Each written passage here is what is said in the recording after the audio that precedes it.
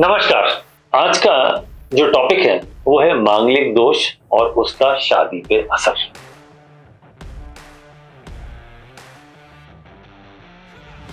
देखिए, मांगलिक दोष एक इतना इंपॉर्टेंट और ट्रेंडिंग टॉपिक है जिसके बारे में जब भी किसी की शादी होने वाली होती है उसके पेरेंट्स पंडितों के पास या ज्योतिषियों के पास जाकर बैठा था, देख के बताइए गुरुजी कि हमारे संतान के मांगलिक दोष है या नहीं, और इसकी शादी मांगलिक दोष वालों के साथ कर सकते हैं या नहीं, आपस में कंपैटिबिलिटी कैसी रहेगी, मंगल कैसा है।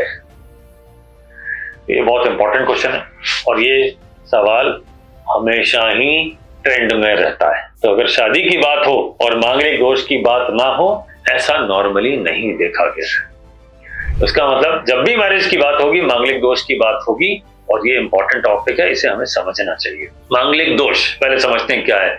दोष मीन्स नेगेटिविटी। मांगलिक यानी मंगल होने में नेगेटिविटी। मांगलिक यानी अच्छे कार्य होने में, मंगल कर्म होने में, अच्छे काम होने में दोष लग जाना, नेगेटिविटी। और सब ये दोष कौन लगाता है? अरे मंगल खुद लगाते हैं।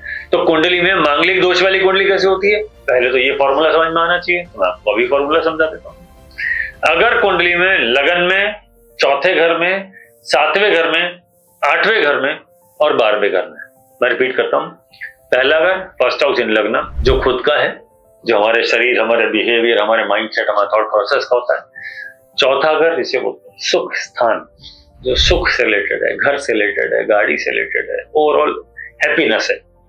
7th हाउस ऑफ पार्टनर, शादी, सुख, शादी का सुख, मेरा पार्टनर कैसा होगा। 7वां घर पार्टनर का नेचर कैसा होगा। 8वां घर आपस में रिलेशनशिप, मेल फीमेल रिलेशनशिप और ससुराल वालों से संबंध। 8वां घर अचानक आने वाली परेशानियां। 8वां घर सर्जरीज, है ना, इस तरह के जो चैलेंजेस होते हैं, that is 8th house. 12th house bedroom pleasure का भी है, नींद का भी है, आपस में कंपैटिबिलिटी से भी रिलेटेड है। तो ये सारे घर यानी पहला, चौथा, 7वां, 8वां या 12वां, जिसकी कुंडली में इन घरों में से किसी एक घर में मंगल बैठा हो, उस कुंडली को मांगलिक दोष वाली कुंडली कहते हैं। तो ये तो हो गया कि क्या मांगलिक दोष, और मैं मांगलिक दोष सिर्फ शादी के पर्सपेक्टिव बात कर रहा हूं और इससे किसी का लेना देना नहीं, मैं सिर्फ मैरिज से रिलेटेड बात कर रहा हूं। तो ये ऐसा क्यों है कि पहली बात, मंगल में दोष क्यों डाला, दोष क्यों बोला, यानी देयर इज सम नेगेटिविटी। दूसरी बात कि ये शादी से रिलेटेड इसका क्या असर है, यानी 1, 4, 7, 8, 12 हाउसेज, इनका संबंध शादी से डायरेक्ट संबंध है। पहला और 7वां मेल फीमेल आपस में, पार्टनर का और अपना। चौथा सुख स्थान, 8वां चैलेंजेस का, 12वां घर बेडरूम प्लेजर का और इंटरकंपैटिबिलिटी का। तो इसका संबंध तो सारा शादी से रिलेटेड आ रहा है। मंगल जहां बैठेगा वहां पे अग्रेशन डालेगा, ये थंब रूल है। अगर लगन में बैठा तो खुद के दिमाग में, 7वें घर में बैठा तो पार्टनर अग्रेसिव, 8वें घर में बैठा तो आपस के जो रिलेशनशिप होते हैं मेल और फीमेल रिलेशनशिप में अग्रेशन बढ़ा देता है, डिमांड और सप्लाई मिसमैच कर देता है, जिसके चैलेंजेस आते हैं। 12th हाउस का भी उसी से रिलेटेड संबंध है, बेडरूम से रिलेटेड संबंध है। 8वां और 12वें का संबंध दोनों की तरफ जरूर जाता है। और 4th हाउस ओवरऑल सुख है, सुख में अग्रेशन, चैलेंजेस।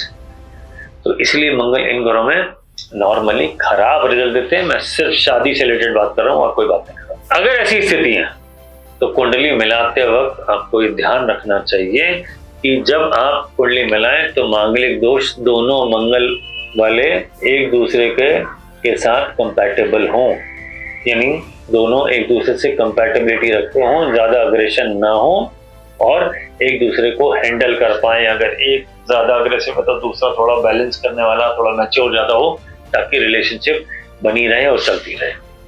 अब सवाल ये आता है कि साहब ये पूरा मांगलिक है, आधा मांगलिक है, ज्यादा खराब है, कम खराब है, मांगलिक से शादी कर सकते हैं कि नॉन मांगलिक से भी कर सकते हैं?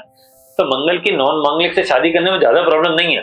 प्रॉब्लम कब आती है? जब 8वें घर को अगर अपन मंगल 8वें घर में हो, मार्स इन 8th हाउस, अगर ये वाला रूल लग रहा है तो आपको ज्यादा सावधान होने की जरूरत है, अदरवाइज इतना बड़ा चैलेंजिंग नहीं है। सेकंड, अगर चैलेंज को पकड़ना है तो मैं कहूंगा मंगल 4, मंगल 4, मंगल 8, मंगल 8 मोस्ट डेंजरस, मंगल 4 थोड़ा सा कम dangerous, but it is also dangerous.